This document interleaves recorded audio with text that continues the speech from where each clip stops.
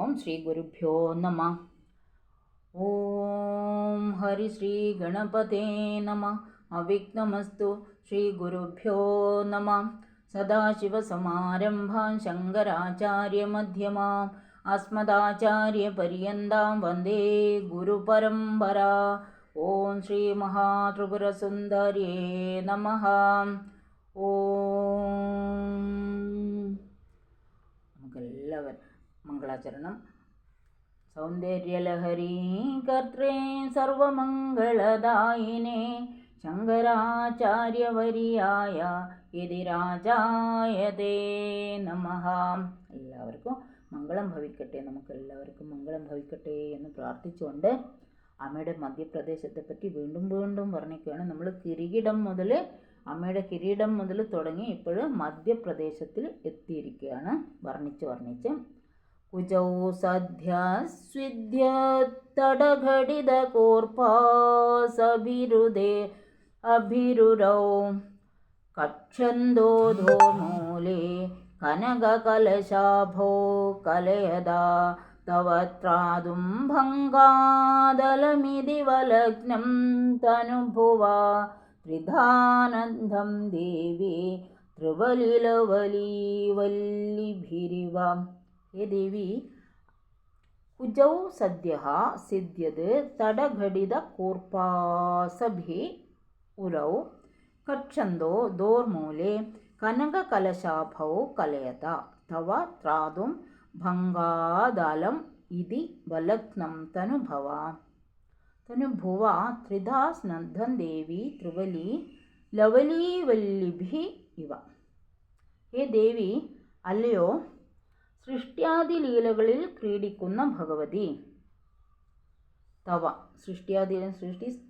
സൃഷ്ടി സ്ഥിതി ലയം ഇതിലൊക്കെ ഭഗവതിയുടെ ആ കരുണയുണ്ട്. ഭഗവതിയും അത് പാലിച്ചു പോരുന്നുണ്ട് എന്ന് അതിൽ ക്രീഡിക്കുന്ന ഭഗവതി. തവ നിന്തിരുവടിയുടെ സ്വിദ്യത്തടഘടിത കൂർപ്പാസഭിർ ദുരൗ വേഗത്തിൽ വിയർക്കുന്ന പാർശ്വഭാഗത്തോടു കൂടിയ മുലത്തടത്തിൽ ചാർത്തിയിരിക്കുന്ന മുലപ്പടത്തെ ഭേദിക്കുന്നവയും, അതായത് മുലപ്പടം ചാർത്തിയിട്ടുണ്ട്, പെട്ടെന്ന് അവിടെ വിയർക്കുന്നുണ്ട് എന്നൊക്കെ പറയുന്നുണ്ട്.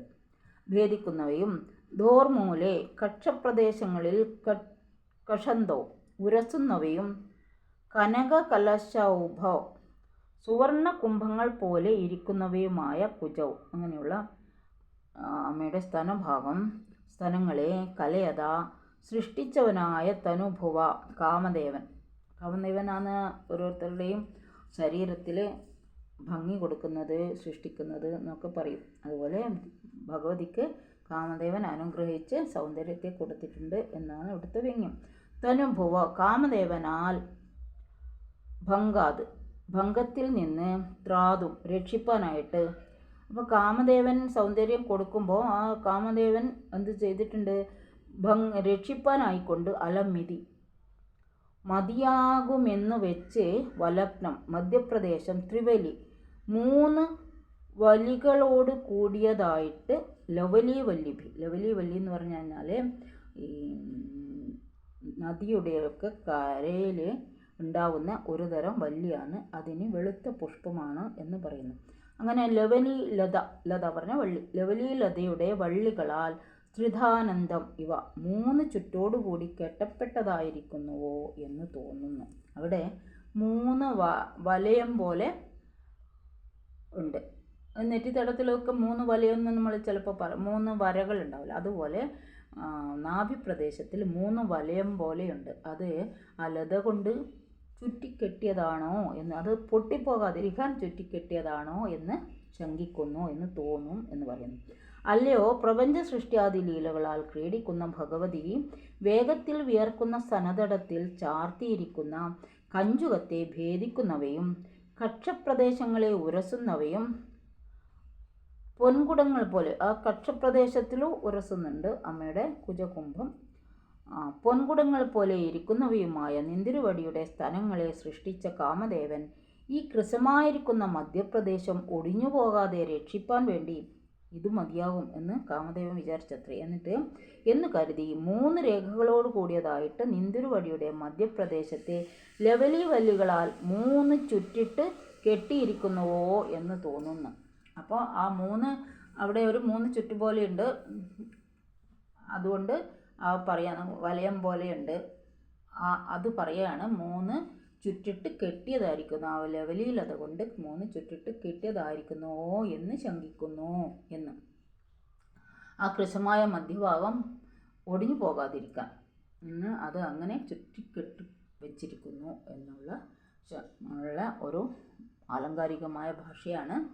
ഹരി ഓം. ശ്രീ ഗുരുഭ്യോ നമഃ. മാമയുടെ അനുഗ്രഹം എല്ലാവർക്കും ഉണ്ടാവട്ടെ എന്ന് പ്രാർത്ഥിച്ചുകൊണ്ട് കായേന വാചാ മനസേന്ദ്രിയർവ്യാം ബുദ്ധ്യാത്മനാ വാ പ്രകൃതേ സ്വഭാവാൻ കരോമി യദ്യ സകലം പരസ്മൈ നാരായണായേതി സമർപ്പയാമി. ശ്രീമന്നാരായണായേതി സമർപ്പയാമി. ശ്രീ മഹാദേവ്യേതി സമർപ്പയാമി. സർവത്ര ദേവീ നാമസങ്കീർത്തനം. ശ്രീ മഹാദേവ്യേ നമഃ. ഹരി ഓം. ശ്രീ ഗുരുഭ്യോ നമഃ. ഹരി ഓം.